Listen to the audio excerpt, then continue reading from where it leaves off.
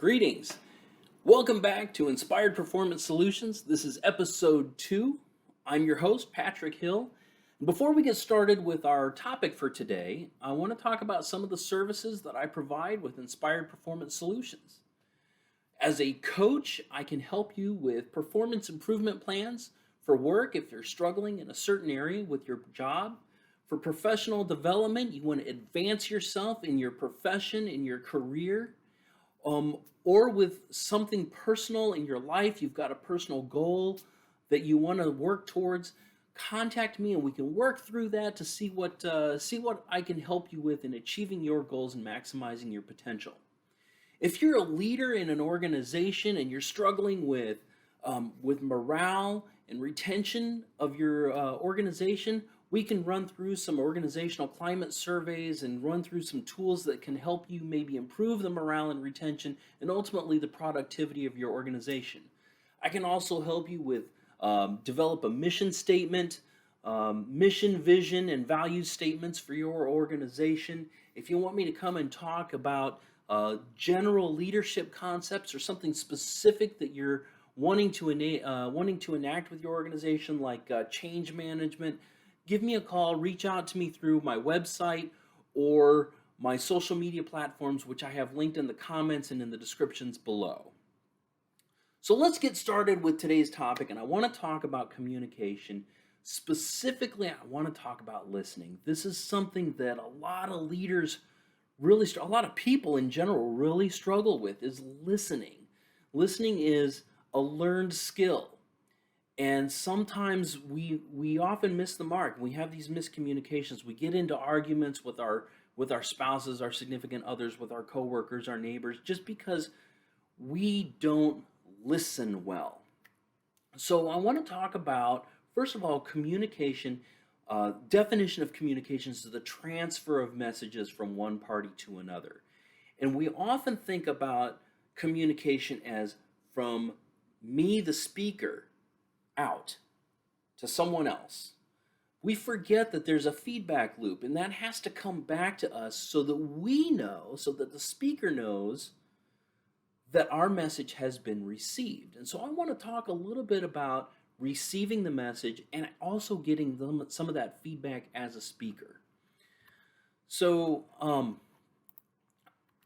let's talk about the first thing I want to talk about is nonverbal communication. So much of our communication is done through text messaging, through email, and what we found, there was an article in the Harvard Business Review in 2004 that said that only 7% of communication comes from the words that we use. 7%. 38% comes from our tone, cadence, and inflection of our voice. And 55% comes from our body language. So think about how many times you have sent an email or sent a text message and the person on the other end has completely missed the mark on what you were trying to say, because only 7% of our communication comes from the words that we use. And an example I like to use is, imagine that you come up to me one morning, you say, "Hey Pat, how's it going?" And I go, "It's fine. It's fine. Everything is just fine." Now, my tone, my cadence, inflection, and my body language say my words, if you were to just take me at my words, you would go, everything's fine. But that other 93% is telling you a completely different message. And that's the danger that we have in communicating via text message and email, is that the other person misses so much. And that's why, one, we have to be very careful about how we word our texts and emails. And two, we have to be aware of the fact that might get the message might get miscommunicated on the other end, or when we're reading it and we're going, "Wow, I wonder what's wrong with this person." We may be misinterpreting that. So let's talk about listening elements. And again, we have to be careful with this. I had a a person in my life who was going through some relationship problems, and they were trying to work out the relationship issues with their other person by texting back and forth. And they were just getting more and more angry. And I finally just told this person in my life, I said, you're you're missing so much of the message. You can get more of the message back by actually talking to the person on the phone, but the best solution is to sit knee to knee and have a conversation and talk and listen and repeat back what the other person said, not what you think what you're interpreting the other person, but making sure that you understand their point of view. So I want to talk about two different kinds of listening. The first listening is called passive listening, and it's really a little more than just hearing. Passive listening is listening without reacting. Think about when you're getting ready for work in the morning, you're getting ready for work or school, and you've got some music going on in the background. Or maybe while you're driving, you've got music playing, and it's just kind of there. You're not really listening to it, it's just there. Now imagine that someone is talking to you, and you're checking your face. Yeah, yeah, yeah. Okay. Oh wow, yeah, that must have been cool. And you're checking your text message. Oh, yeah, okay. Or those kinds of things. Are you really listening to that person? And does the other person believe that you're listening to them?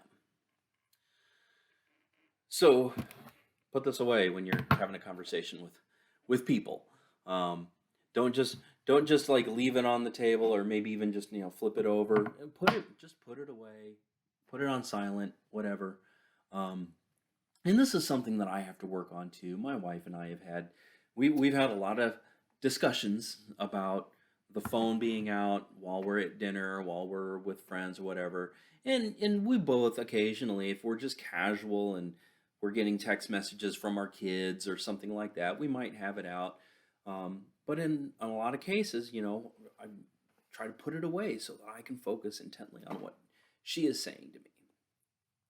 So that brings us to active listening. Active listening is our ability to completely on um, focus on the speaker, understand their message, and comprehend the information and respond thoughtfully. So Stephen Covey, author of Seven Habits of Highly Effective People, I think I have it up here somewhere. Oh, well, I have it up there somewhere. Um, he says that we want to be understood. We seek to be understood first.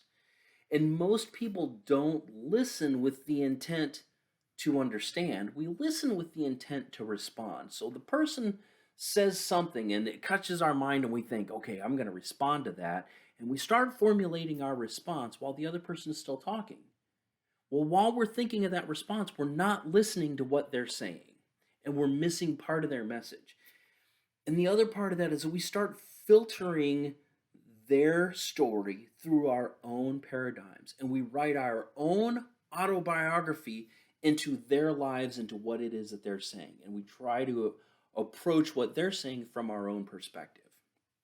Okay, and that's a problem, because then we're not putting ourselves into that person's position, in that person's shoes. We're writing our own story into what they're saying. So we need to talk about something called empathetic listening. Now, empathetic listening focuses on the role of empathy, putting ourselves into another person's shoes. And so there are three stages to empathetic listening. Those three stages, it starts with sensing, and being attentive to the implicit and explicit information of the speaker.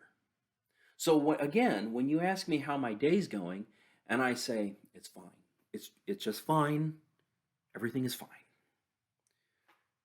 You're seeing and hearing the implicit and explicit information that I'm giving you.